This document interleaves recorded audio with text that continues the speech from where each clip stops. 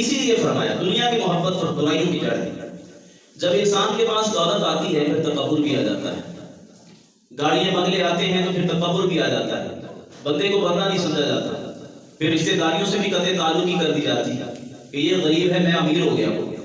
تو یہ برائیوں کی طرف انسان بڑھتا چلا جاتا ہے، پھر مزید اس کے دل کے اندر حوث پیدا ہوتا جاتا ہے کہ 2 سے 4، 4 سے 6، 6 سے 8، یوں جو ہے وہ مزید مال کے اندر مبتلا ہوتا جاتا ہے، پھر یہ نہیں دیکھتا کہ میں کس کا حق کھا رہا ہوں اور کس لیے اللہ تبارک و تعالیٰ نے مجھے منع فرمایا۔ حقوق العباد کا بھی خیال نہیں رکھتا، ورثہ کا بھی خیال نہیں رکھتا کہ وراثت کس طرح تقسیم کرنی۔ آج کل تو معاملات ایسے ہو چکے ہیں کہ وراثت کے معاملات بڑے کٹھن اور بڑے ڈینجرس خطرناک قسم کے، نمازی پرہیزگار بندہ بھی اس میں ڈنڈی مارتا ہے، وہ بندہ بھی جو نماز پڑھنے والا ہے پرہیزگار ہے وہ بھی اس میں ڈنڈی مارتا ہے۔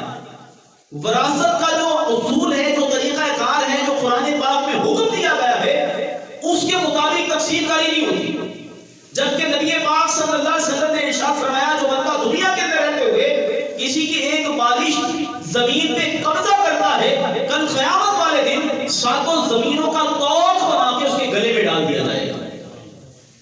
7 زمینوں کا توق اتنا وزن وہ کیسے برداشت کرے گا؟ یہ اس کے لیے عذاب ہوگا۔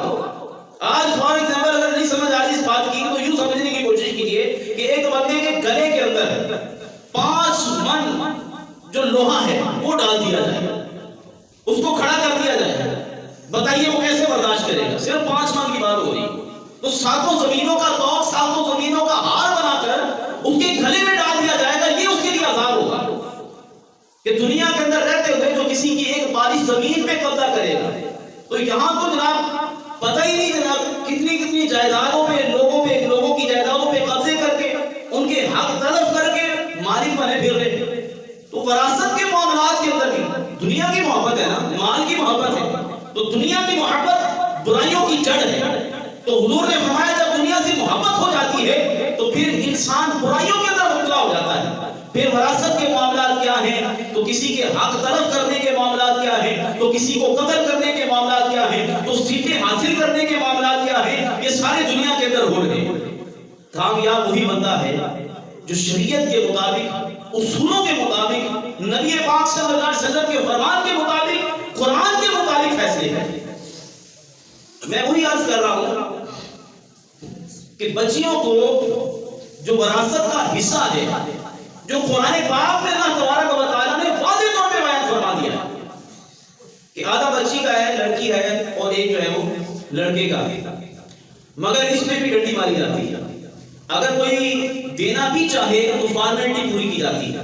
فارمیلٹی کیا پوری کی جاتی ہے؟ جہاں اس کا فار ایگزامپل مثال دے رہا ہوں، جہاں اس کا 1 کروڑ روپیہ بنتا ہے 10 لاکھ روپیہ دے کے اس کو ڈال دیا جاتا ہے، اور پھر اس کو دھمکی دی جاتی ہے، سودے بازی کی جاتی ہے اس کے ساتھ۔ بھائی سودے بازی کرتا ہے بہن کے ساتھ، کیا سودے بازی کرتا ہے کہ اگر تم نے حق لینا ہے، اگر تم نے وراثت سے حصہ لینا ہے تو تیرا سارا تعلق ختم ہو گیا، تو اس کا آج نہیں آ سکتی۔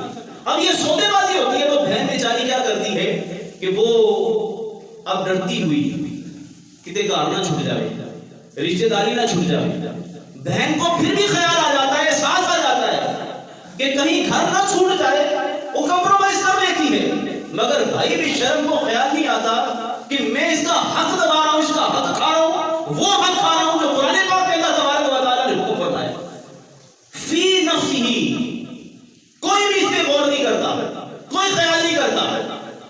نماز پڑھنے والے جناب عریش داڑھیوں والے حاجی نمازی، اور پھر بھائی کیا کرتے ہیں، بھائی جناب والد فوت ہو گیا تو والد کے ختم کے لیے بڑے بڑے جناب فنکشن کروائیں گے، محفلیں کروائیں گے، اور جناب ان کے سارے ثواب کے لیے مسجد کو کچھ دے دیا، ادھر کچھ دے دیا، ادھر کچھ دے دیا، تو یہ سارا فضول ہے جب تک شریعت کے مطابق اس کی تقسیم کاری نہیں ہوگی، اس کا کوئی فائدہ نہیں ہے۔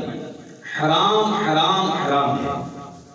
ایون کہ اگر باپ فوت ہو جاتا ہے، اب اس کے جو پیسے پڑے ہوئے ہیں، اب وہ کہتا ہے کہ میرا مرن جیون پہ ہے، اب جو پیسے پڑے ہوئے ہیں وہ وراثت میں تقسیم ہو گئے، اب جو وراثت میں تقسیم ہوں گے، اب سب کی رائے سے جو آپ نے ختم دلانا ہے یا کفن کے لیے پیسے دینے ہیں یا ایون کہ کچھ بھی کام کرنا ہے، وہ سب کی رائے سے کیا جائے گا۔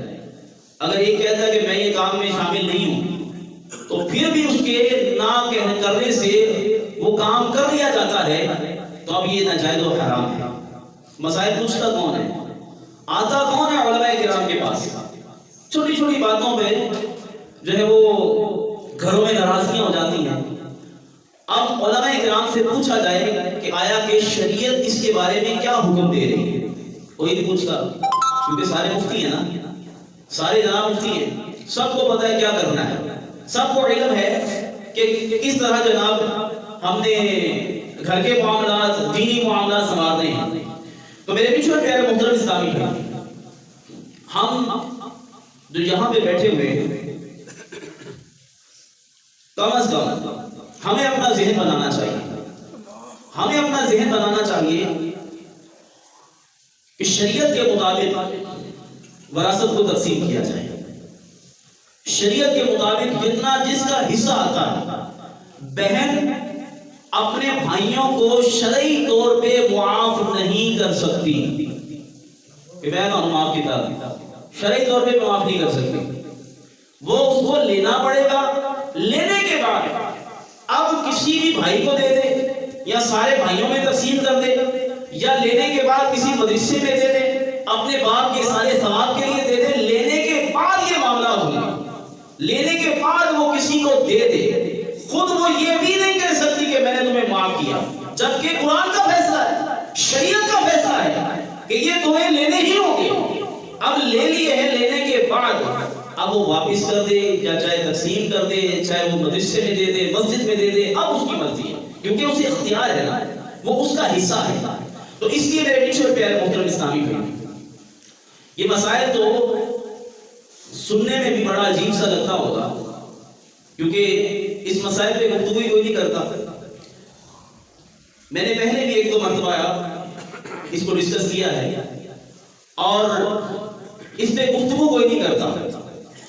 یہ نمازیں، یہ حج، یہ صدقات، یہ سب فضول ہیں اگر وہ اپنی بہن کا حق کھا کے بیٹھا ہوا، یہ سب فضول ہیں۔ تو اس لیے اس پہ غور کرنا چاہیے۔ دیکھو یار، سکندر اعظم جو جس نے پوری دنیا فتح کر لی تھی، وہ کیا ہاتھ میں لے کے گیا؟ مرنے سے پہلے اس نے کہا تھا کہ کفن سے میرے ہاتھ باہر نکالنا۔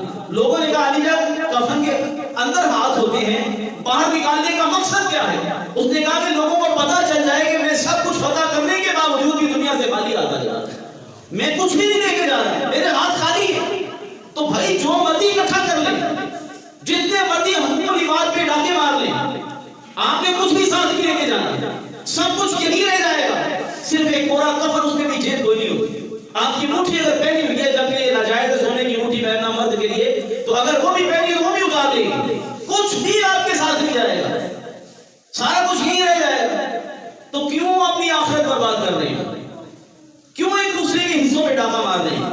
کیوں نہیں حقوق کی بات کا خیال رکھا جاتا؟ تو میرے بیچ اور پیارے محترم اسلامی بھائیوں، نبی پاک صلی اللہ تعالی علیہ وسلم نے دنیا کے بارے میں ممانعت فرمائی اور فرمایا کہ دنیا کی محبت ہر برائی کی جڑ ہے، ہر برائی کی بنیاد دنیا کی محبت ہے۔